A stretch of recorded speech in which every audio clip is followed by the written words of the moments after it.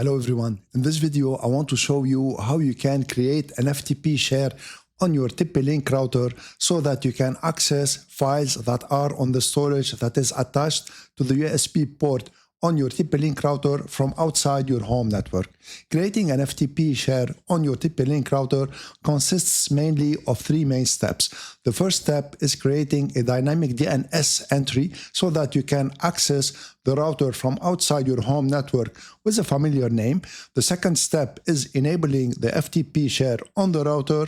And the third step is giving access for this FTP share. Also in this video, I'm going to be covering two additional important steps. The first one is that in case your TP-Link router is behind another main router on your home network, I'm going to show you how to enable port forwarding on your main router so that you can access the FTP share from outside your home network.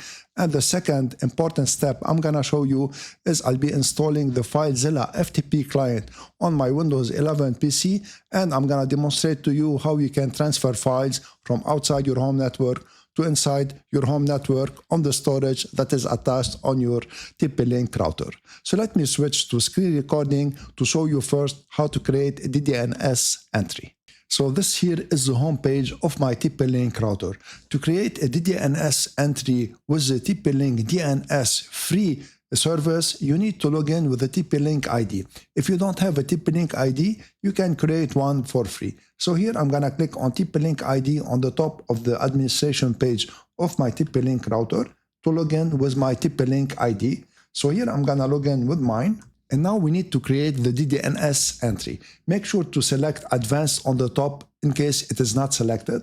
And then on the left, scroll until you find USB. Click on USB and then click on Storage Sharing. Under Storage Sharing, scroll until you find something called Internet FTP. And under Internet FTP, click on Set DDNS and keep the service provider TP-Link here. And then click on register here so that you can add a DDNS name. And here you need to choose a domain name that is significant for you. So for me, I'm gonna choose KST FTP. So here click on save and wait for it. And you see that it said operation succeeded. It means that this DDNS wasn't used before. Now I'm gonna go to the step where to enable the FTP share. So here on the left also click on USB. And then under USB, click on Storage Sharing. So this is the drive that is already installed in my TP-Link router. So this is my USB drive. I installed it in the USB port of my TP-Link router. This is a USB 3.0 port. It's better always to install it in a 3.0 port so to get the best speed you can. And the drive, it is formatted in NTFS for me. And I've created already a folder on this drive called FTP share, if I remember correctly. So let me show you now what to do here. Now scroll until you find Internet FTP once again, and now you need to enable it. So click on this radio button simply to toggle it to on and wait for it.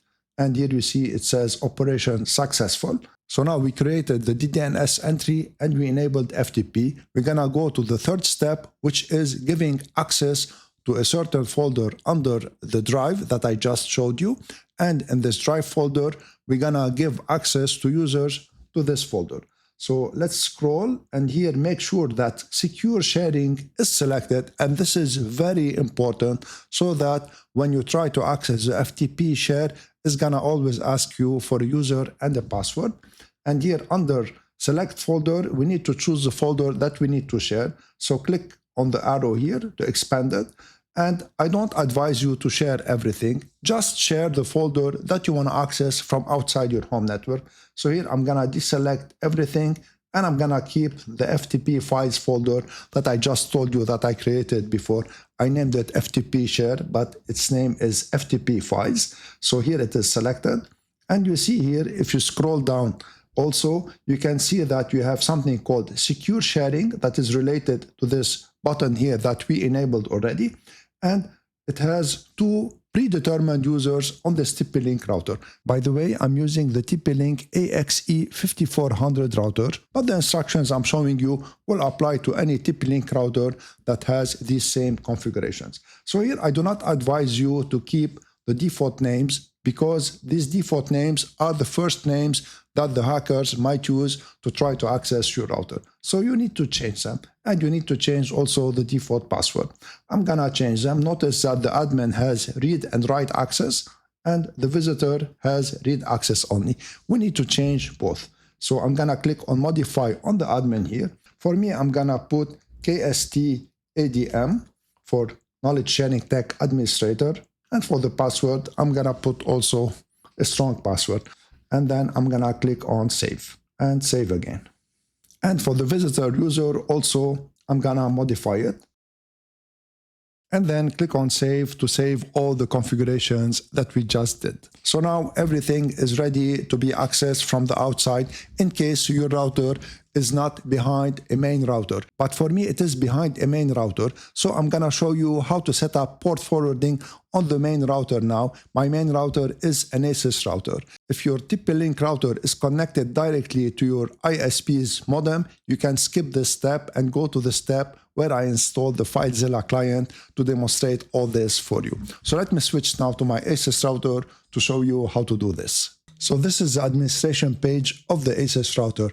In case your main router is from another brand, just match the instructions that I'm gonna show you here to your router. So we need to go to the WAN section first. On the left, scroll until you find WAN, click on it. And then on top here, click on Virtual Server Port Forwarding and enable it. Wait for the router to apply the settings. And after it is enabled, we need to add the FTP profile. So click on Add Profile. For the famous server list, click on the drop-down list and then select FTP. Keep everything by default, and we need to go to internal IP address and click the drop-down list. And here you need to select your TP-Link router. So this is it here, Archer AXE75. And here click on OK to save the settings. And notice here that the service FTP is gonna reroute all its requests to the internal IP, that is this one, and this is the IP of my TP-Link router.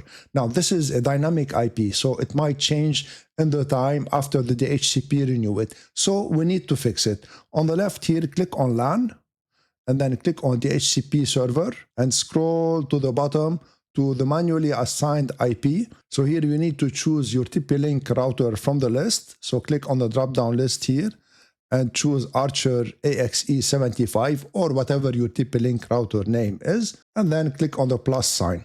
So now this IP will never change. Scroll to the bottom and then click on apply. And now the router will save the settings. Now that everything was set up, I'm gonna demonstrate to you how to use this FTP share with the free FileZilla client. Here I already installed FileZilla on my Windows 11 computer. If you wanna install it, you can go to filezilla-project.org to install it. So let's open FileZilla. So here's FileZilla started. To connect to the FTP server that is on the router, under host here, remember we created a DDNS name.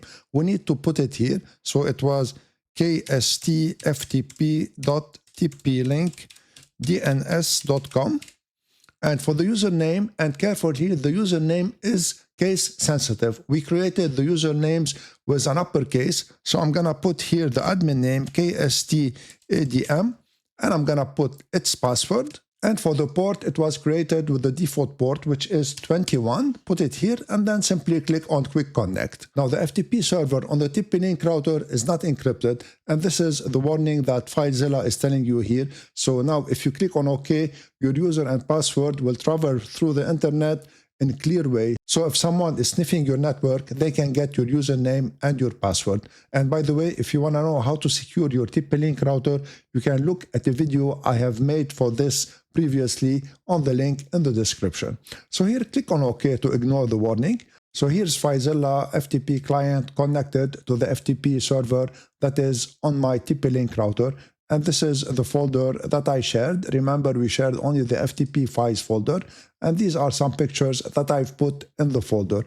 I'm gonna transfer one of the pictures to my desktop just to show you how you're gonna see it. So on the left area of the screen, you have your local drive. I'm gonna choose the desktop drive and I'm gonna drag this file here just to transfer it.